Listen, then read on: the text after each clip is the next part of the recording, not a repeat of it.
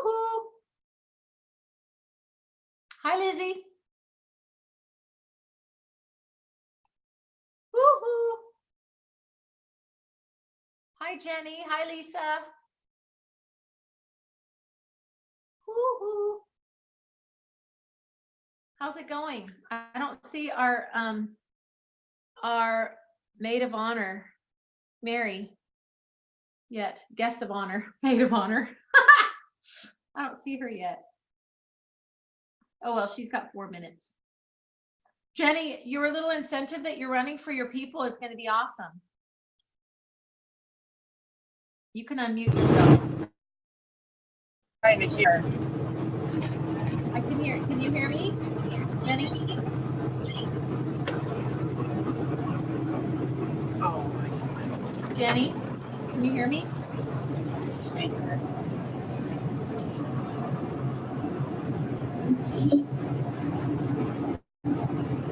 I can hear you. We can hear you.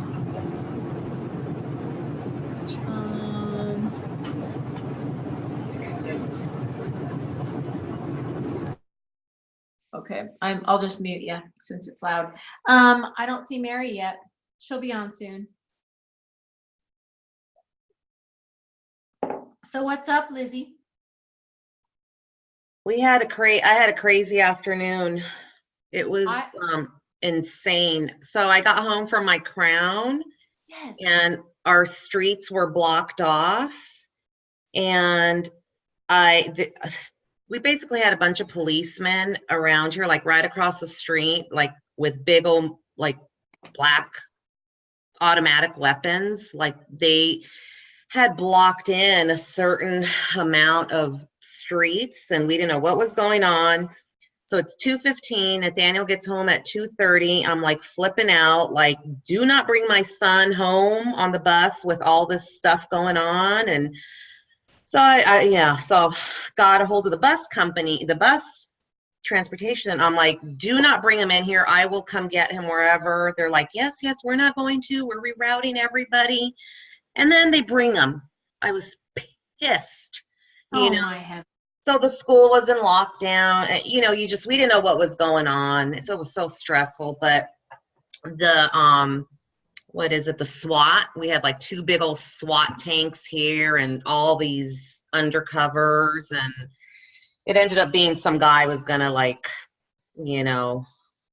harm himself and his family. It's just so sad, and oh my gosh. And how did Nathaniel respond to that? Well, as soon as he got off the bus, I was like, run inside, because it literally was across the street, and like across the park. Your cul-de-sac? So like our cul-de-sac is here, and then we have a park, and it was on the other side. Okay. So, and they were like they were guarding an alley, and I could see them from my office with like their weapons drawn, and they were waiting I'm like, who's going to run into this alley? They're going to head straight to our cul-de-sac. So it was so scary, but but thank God everything turned out okay. So you just never know though, Yeah. That is the darn truth. Yeah. Well, that is crazy. Yeah. I think we're waiting for a few more people. I see now that Mary, our maid of honor, is on the line. Oh, is she finally marrying? Oh no, maid of honor is not marrying. She's maid supporting. David Wood. Yeah. David Wood. No, not yet. She's not marrying David Wood yet. Hey, Mary, we match.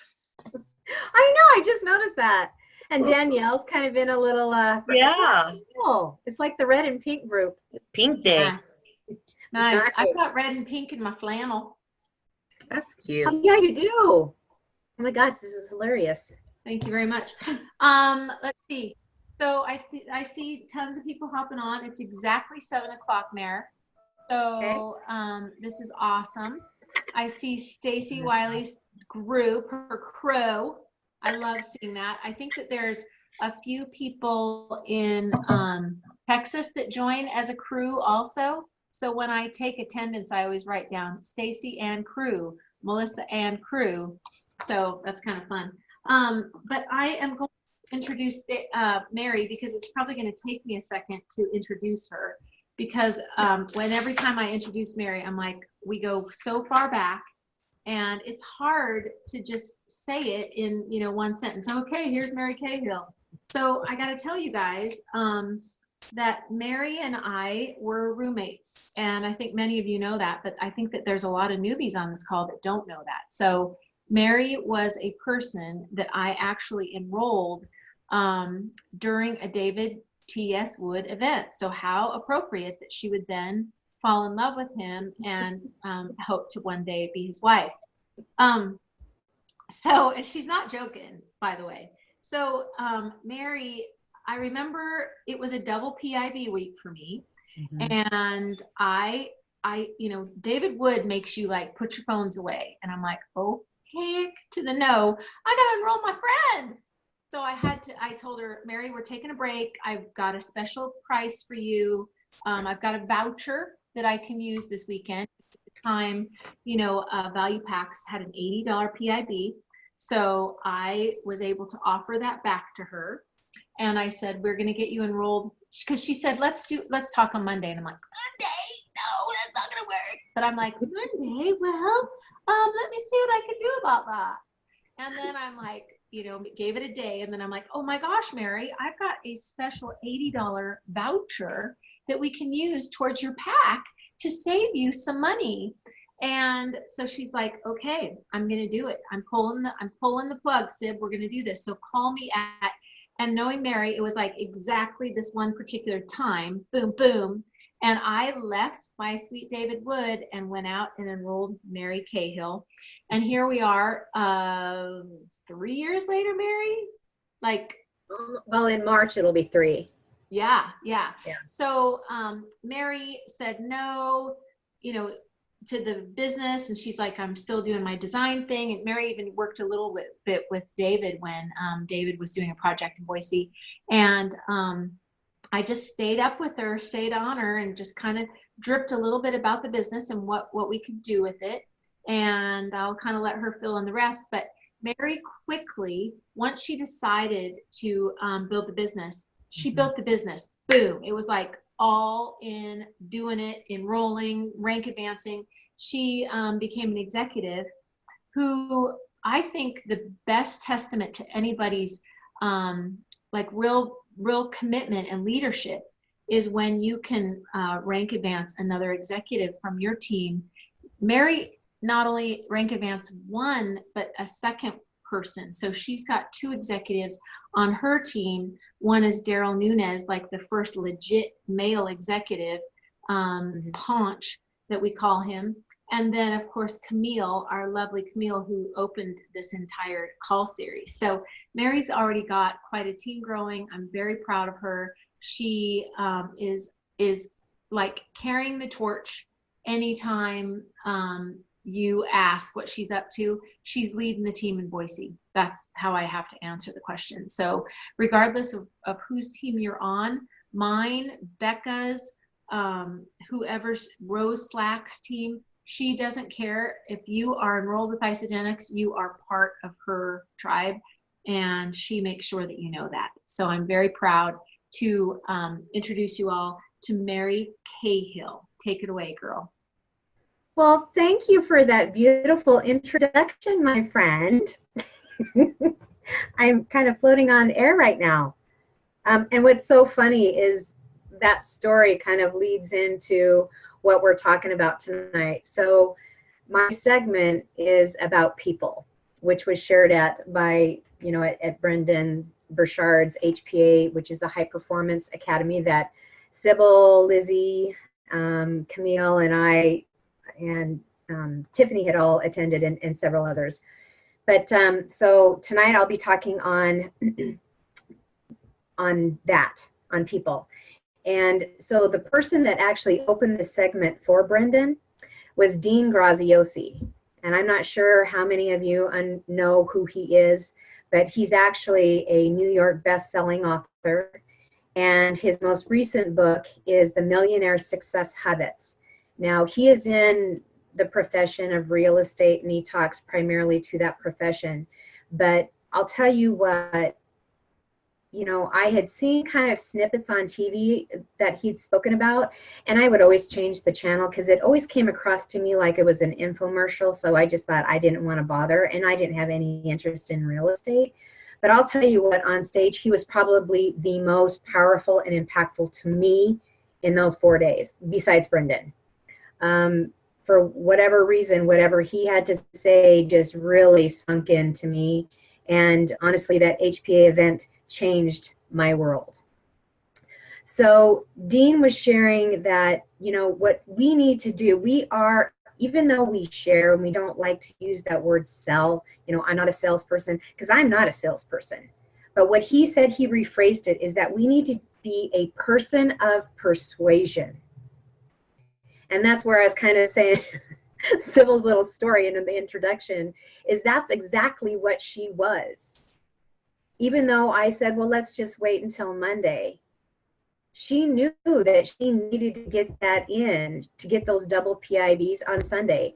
And honestly, what difference does it make to me if I enrolled on Sunday or Monday? It didn't. It just means I was dragging my feet and my butt behind it. So I just love that. So what is a person of persuasion? So what he was saying about that is that if you don't learn how to persuade someone to take action with you, you really have done them a disservice. And that's really, you know, we're in the business of hope, but we're also in the business of persuasion, because I don't like to use the word sales. Because we know what we have a hold of, right? And we need to share this with people and persuade them to come alongside us, because they're going to feel better for it anyway. So what we need to do is we need to be the best persuaders that we possibly can be, because we know that this will be a positive impact in their life. And it may start at a certain level. It may be weight loss. It may be energy. It may be, you know, just hitting massive goals in the gym or whatever. It may start there, but it grows into being so much more. And this culture alone, I don't think, you know, is spoken enough about. But once, you know, you get in it and involved and around the people and plug in, you will learn about what that's all, you know, what we feel, that energy. But we all know that nobody does anything until they want to. You know, we can't, you know, crank their arm or break their arm and force them into doing this. But that even means people that are already on your team. So again, that's why, you know, our leaders are constantly telling us that you can never give up on anyone. They could be a product user for 10 years and then boom, all of a sudden the light comes on, right? So just don't ever give up on them. As long as they're using our products and they're still listening to you and they say, just go away, you're in, you're still in. And I love what Dean shared with us too, is that his biggest key to his success is this statement, is that people want enthusiasm and authenticity over every other thing. And he followed that up by saying, authenticity is so underrated.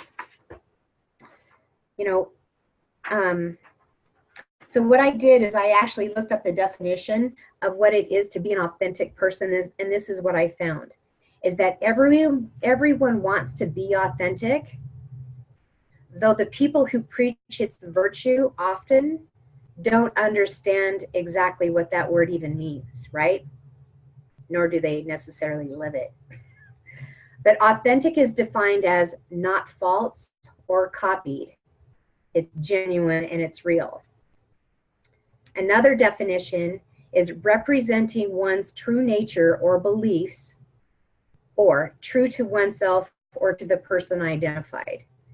And I love the words that are kind of associated with being an authentic person is reliable, dependable, credible, and valid. I mean, those words, when you think about those words, they're so powerful. But we all want those types of people in our life, right? You always want somebody that you can depend on and that is credible and that you can rely on, right? So I just love that. Because he shared that we know an adjustment to marketing is coming. So what he was basically saying is that there is a shift happening in marketing. And that's why he's saying people are yearning, absolutely yearning for authenticity, because we're so done and over with the fake and the sales pitches and all that kind of stuff, right? I'm sure we've all had the used car salesman pitch over and over again. Sometimes I'm a sucker for that. I'll tell you what, I kick myself in the butt every time. But the other thing he was saying too is that we need to share our passions. We need to be real. We need to be transparent. You don't have to be perfect. Just be authentic and lead with your heart. And I loved that he said that, because that rings true to what this company is about, at least this team. And, you know, this massive team that we're on, this rocket ship that we constantly refer to. It's so true. I mean, we are so heartfelt and we lead with our hearts. I just love that. And then two, what he said is give yourself the permission to be the most authentic version of yourself.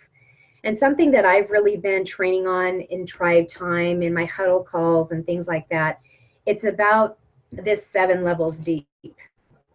And I'll tell you, for those of you that aren't aware of that, I would just jump on to YouTube or on the internet and look up Dean Graziosi. His name is Graziosi. Okay. And there is a interview that Lewis Howes does with him that's actually 54 minutes long. I found the full version. But if you just type in 7 levels deep, you'll find this interview. And it's almost 8 minutes long. And he steps through it. And it's asking that question of what's important to you. And I'm really helping. What I'm finding across the board is that people are very unclear as to what their why is. They might have a surface why, and that's where I'm saying here, and this is something that I've been teaching on, and I thought long and hard about this today. It's go deeper in your conversations. Don't stay at the surface or the shallow end, and be safe. Because I promise you, when you're, oh, see, I can feel it just bubbling inside me. Okay. Because when you're vulnerable, people feel that, and it builds trust. And, you know, when I was thinking about this today, I got very weepy. And it's because I'm the oldest of 6 kids, for those of you that don't know who I am. And we have a very close-knit family. And several years ago, we were all together up in Lewiston, and I left, and I came home, and I happened to call Dad about something, and he just sounded a little down. And I asked him, I said, Dad, what's going on? You sound upset. And he says, well, Mary, you know, I love it when our family comes together, but it sure seems that other than you, the conversations stay very, very surface. And he says, I don't feel like people are being genuine. And he says, I'm talking about my own kids here. So I think that just is something that really touched my heart. I think because I am the one person in my family that goes sometimes probably too deep in conversations. But that's just it. My family knows who I am. And I also love to be that person that asks the questions and pulls that information from people. But that's kind of what we're in the business of doing. It's asking those right questions. And if you're not getting the answers that you're looking for, you're not asking enough questions or the right questions. So it kind of takes us into the next piece where he said, you know, we cannot be embarrassed to sell. Did I go through all of that? I did. So, and this was a very important question. And I remember sitting next to Cahill during this section, and we both just kind of looked at each other. And he asked the question, when you get to the part where you're asking for the money, do you step back? Do you hesitate? Does your voice change? Does your posture change? You know, if you can talk about the product or the company all day long, and then it gets to the cost, does that posture change? Because if it does, they feel that. Your prospect feels that. So that's where you need to change the story in your head, which in isogenics terms, what we talk about constantly is changing and strengthening your belief in that area. Because I promise you, when you get past that, you won't have anybody objecting to the cost because you'll know how to work around that, okay? So if you can't persuade people to take action with you, you're in a fantasy. I mean, if you're not willing to do the do, if you're not, if there's, you know, if you're weak in that area of taking it into the cost, then, you know, how do you plan on really being successful at what you're doing? Because again, everybody you're talking to deserves to have these products in their body, and they deserve to have the option to work this as a business, even if it means earning an extra $200 a week, right? I mean, that could be a person's car payment, right?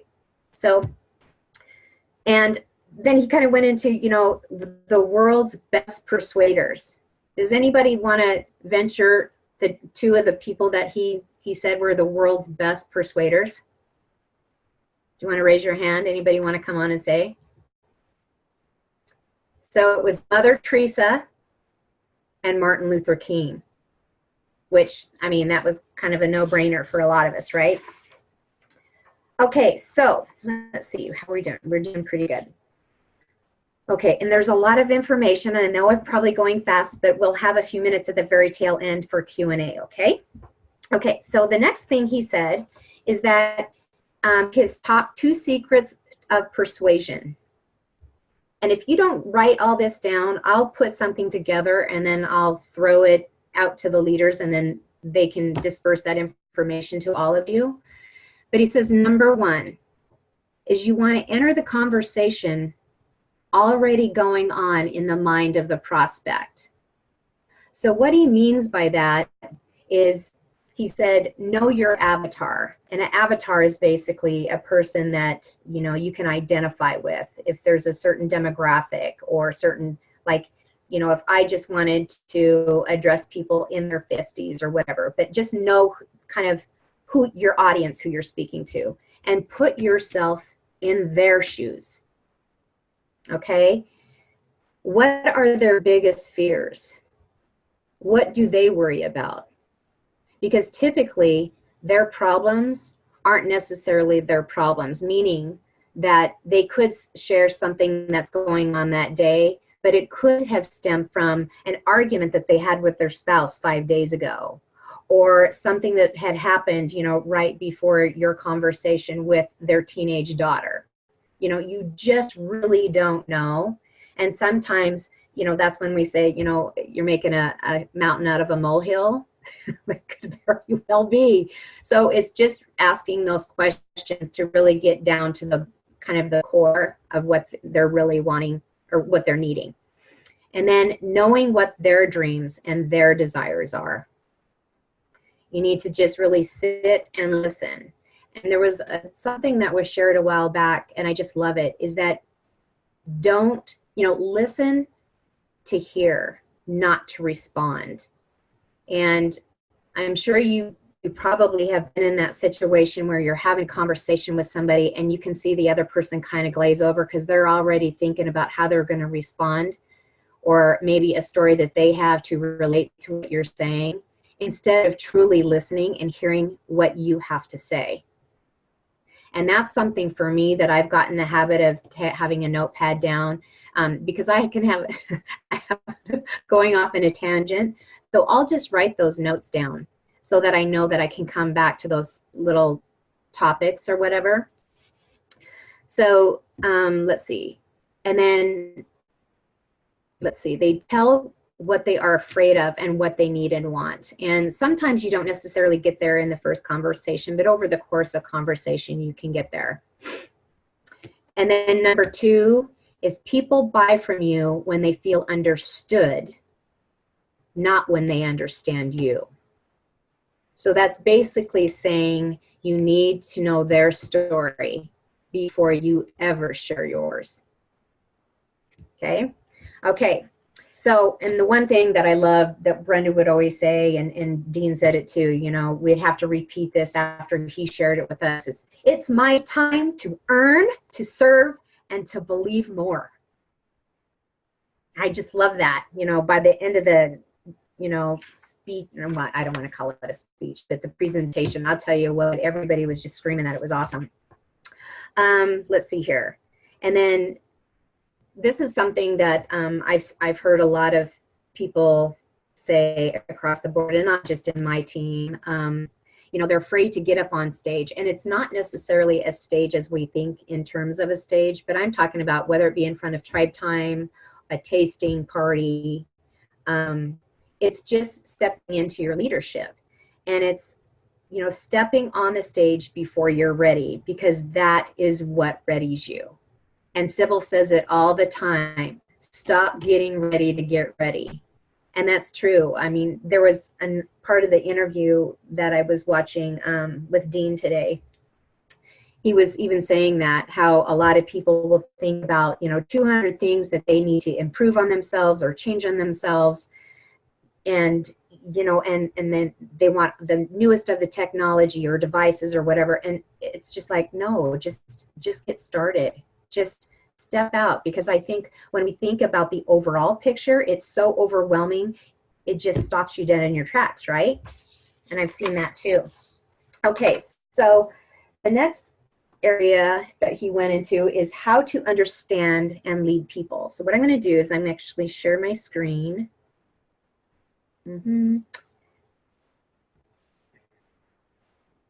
Okay, so here's this little guy. So what he was saying, well, this is the diagram that he had, and enthusiasm, like he says, is so key, and it's in the center. So we'll just walk through what each of those means.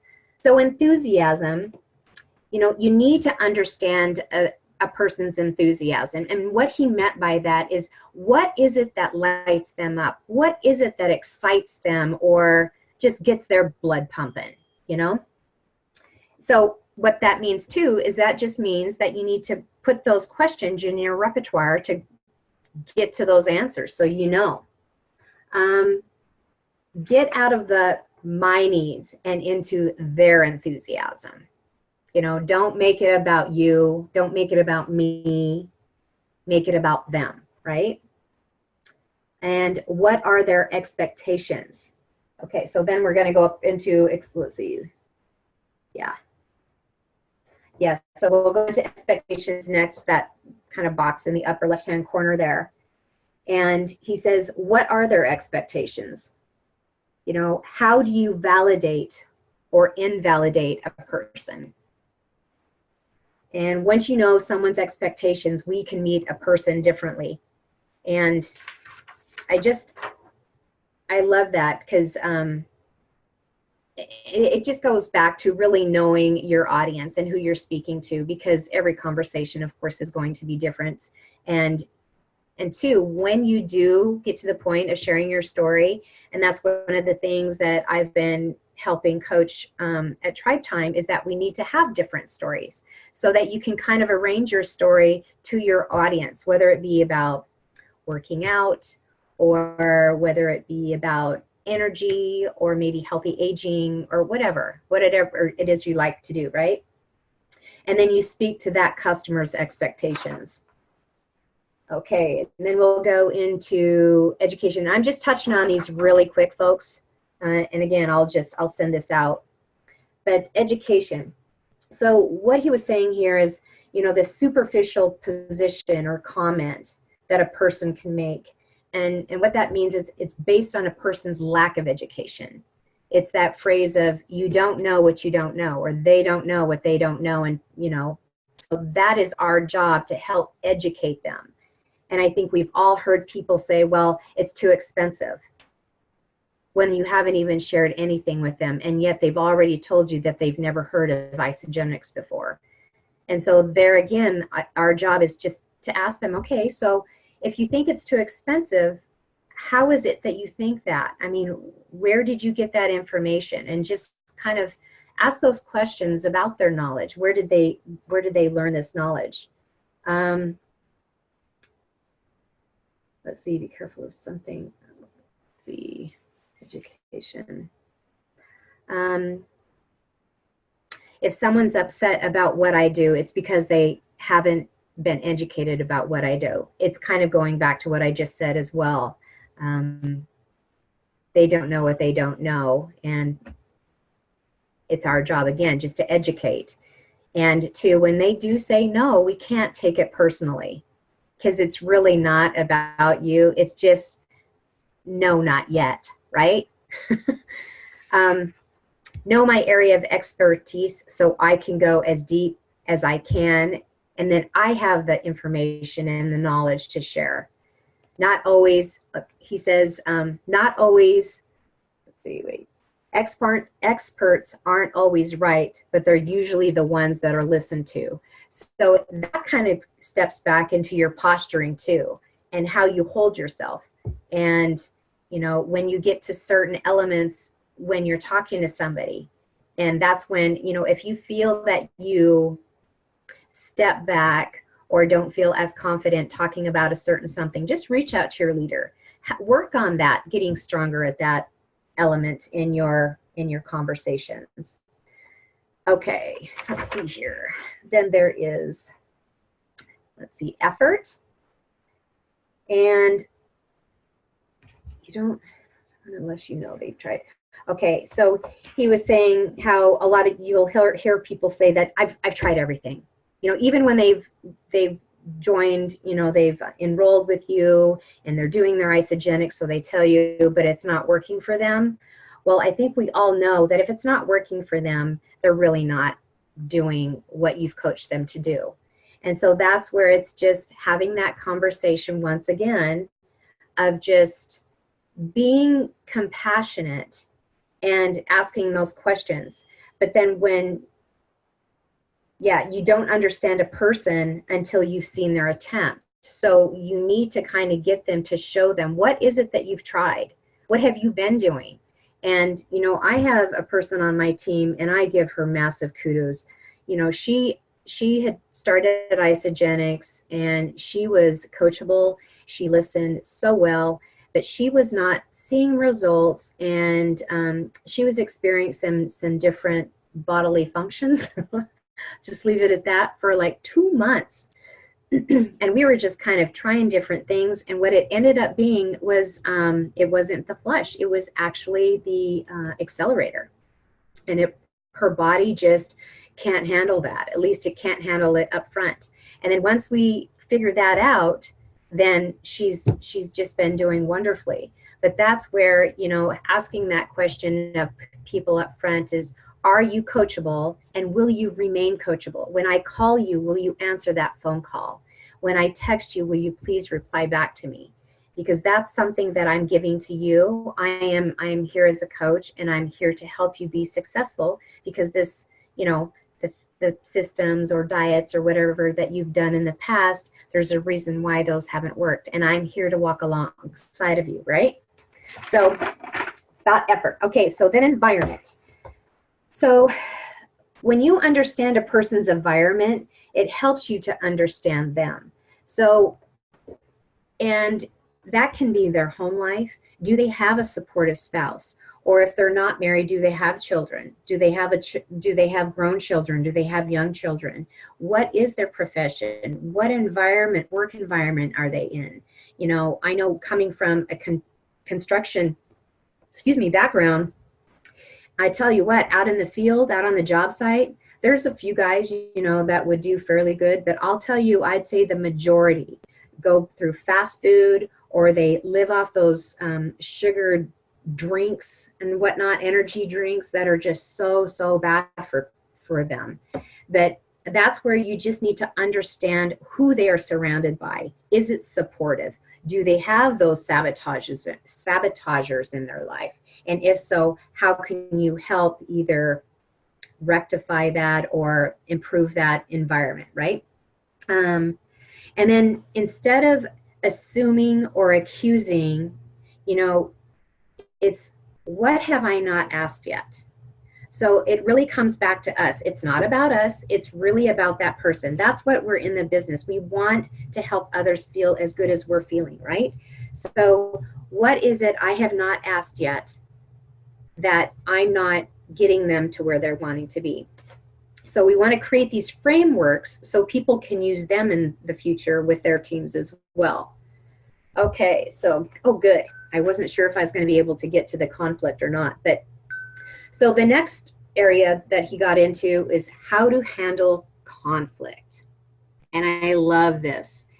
And actually, when I had earned the Step Up to 2-star in February of this year, and I was down there in Phoenix, Jeremy and Tanya were two of the guest speakers. And was that the first time?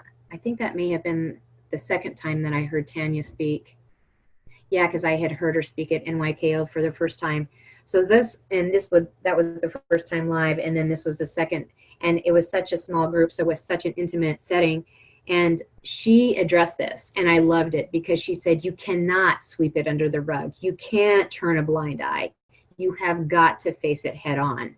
But there's ways of addressing conflict that I think just the word conflict, it kind of gives people an anxiety attack because who really likes conflict? I mean, there are some crazy people out there that do like to keep drama and conflict in their life.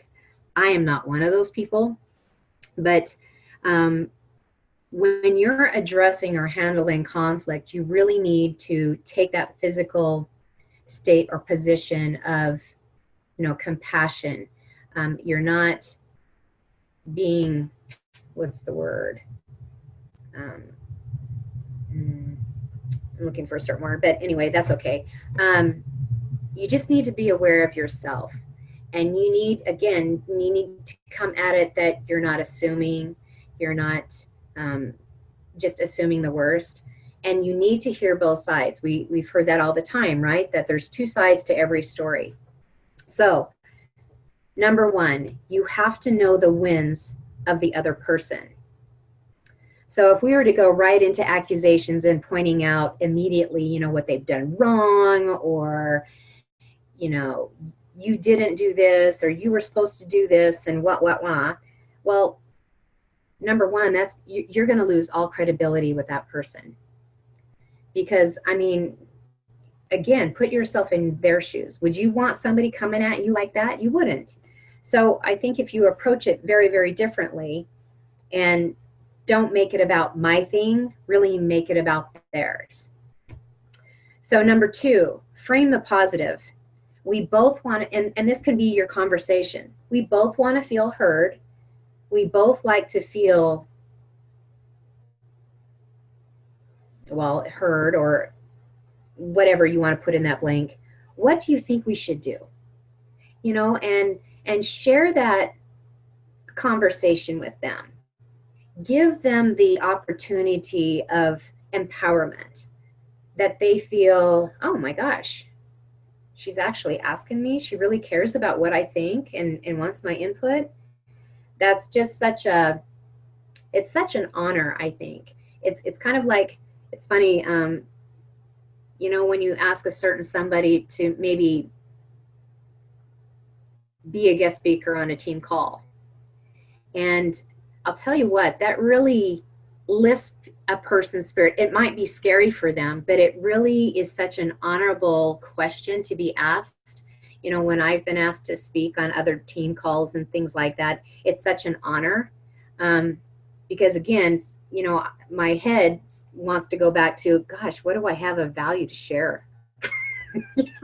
Because we start doubting ourselves. But that's just it. People don't know what I do know. And I certainly love to listen to other people to hear what they have to share and what their, experiences have been. So we definitely wanted to frame the positive. Describe the observable. So observe what they did and then let them talk about it. You can just bring up whatever the issue is, and then just let them talk about it. And then you can actually offer some advice. So that number 4 is share what you felt. Don't make how you feel their fault. And I think we've all been there, right? That you made me feel X. Well, nobody makes us feel anything. We feel the way we feel because of the experiences we've been through. But I think when you're addressing conflict, you know, you really need to have them share, and then to share what you felt. So it's a two-way street there. Number 5, request the change and why. So that's where you're offering that input. If I'm wondering if we could try this, you know, and if it's on your team, whatever it may be, you know, even if it's a conflict between 2 teammates, or maybe it's between 2 spouses. Maybe, you know, Mr. Husband isn't being very supportive of Miss Wifey, you know, and maybe that's something where you can either sit down with one or both of them and just, you know, I wonder if we could try this. Let's just try it for a week or 2 and see how it goes, right? Okay, number 6 is give them a win. You've got to offer them something. And this is Brendan's section, and he was talking about, he actually referred to spouses. And, you know, if, say, the husband comes home from work and he's just been blasted all day, and, you know, he comes in the door and maybe his wife is standing there in the kitchen and she's wanting, you know, she's already got this list of 10 things for him to do. And she hits him with it, you know, as soon as he walks in the door. And she wants to share about her day or whatever. So that's where he was saying, you know, women, you know, what we really want is we want our husband or our spouse or significant other to listen, you know, right? And men, they want to be made the hero. They want to support and be helpful and all that. So that's where you just got to read that language too amongst genders. Sometimes, you know, men just want to unwind for a bit and then, you know, come in and share about your day. Or if he comes in and he's just puking all over about his day, just listen and just, you know, I'm really sorry that that's happened. That's really crappy.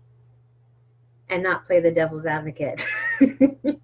Just really listen and help them, you know, feel heard and understood. And then number 7 is reward the participation. Just acknowledge that they participated. Thank you for taking the time to listen to me. You know, thank you for having this conversation with me. Or I'm so sorry that, you know, my day just unraveled and you got the brunt of it, but I just so appreciate you just listening to me. So it's just, you know, that acknowledgement. And number 8 is hold the goodbye standard. And he was just talking about, you know, relationships are about being the bigger person. You know, he says, end conversation like that person is dead or dies when they leave the conversation.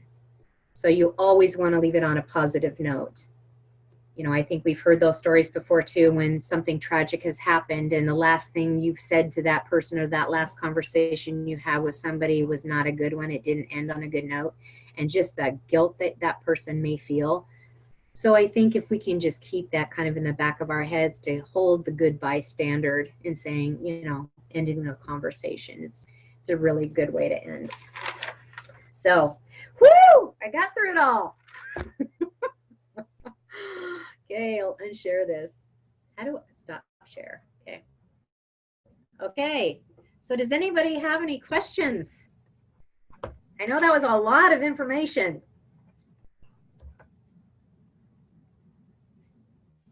Mayor, one of the things that I loved about Dean that was simplified so much for me was when he said, really and truly, your buyer will actually tell you what they want to buy if you just give them the opportunity to just do so. So sit back and listen. And obviously a lot of this that we do is over the phone. So again, I try to do as much as I can on Messenger video chat or on FaceTime, because first of all, you don't interrupt as much when you can actually see the person getting ready to speak, or you pause so that they can speak. But you can also just kind of sit back and while we've been on this call, I had somebody that said, Sybil, I'm ready to lose weight.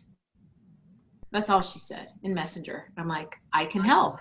And then I said, how much would you like to lose? And that's as far as we got. But of course, the next thing is going to be, when can you get together and chat? 'Cause she's local. So I found that it's better, to do it in person when I can. If I can't be in person, I'm going to do it on video chat or something, because with her, I can say, okay, I can help.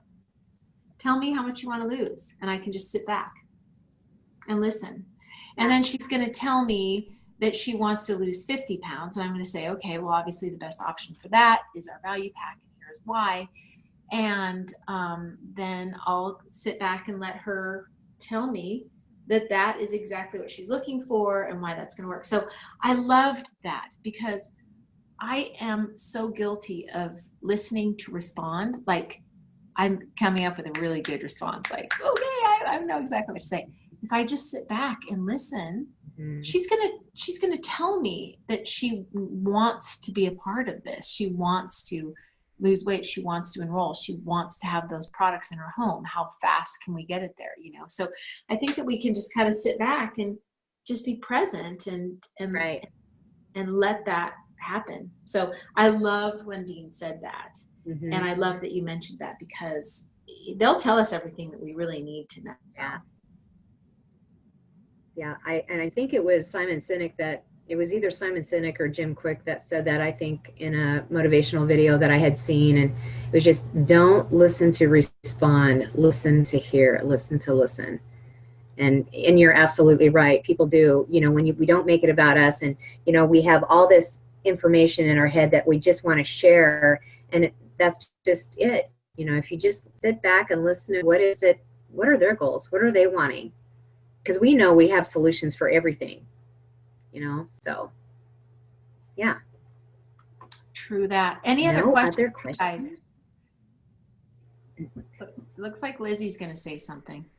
Yeah, I just have something funny to share, because it is, we just get so excited about what we've experienced. We're just like, just waiting. So today I went to get my permanent crown, and I told Richard, okay, I'm going to share with these girls at the dentist office, because I shared movies with them and they took my advice and they went to see these movies. So I told them, okay, I'm not going to chicken out, I'm going to share.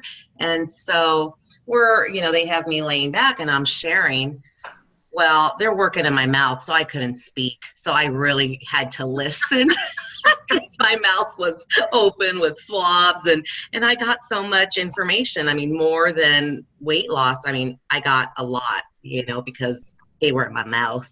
And I didn't have the opportunity to vomit over them, So, but it's a skill. It's a skill that we just really, have to just get better at, and it's fun because we really can get to know the person, so.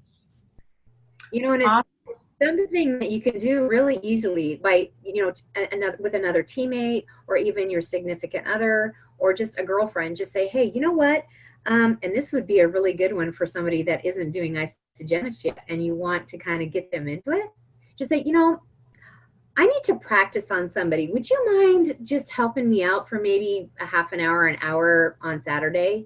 And I could ask you some questions, and you can give me, or maybe you can ask me questions, and kind of do that dialogue back and forth, right?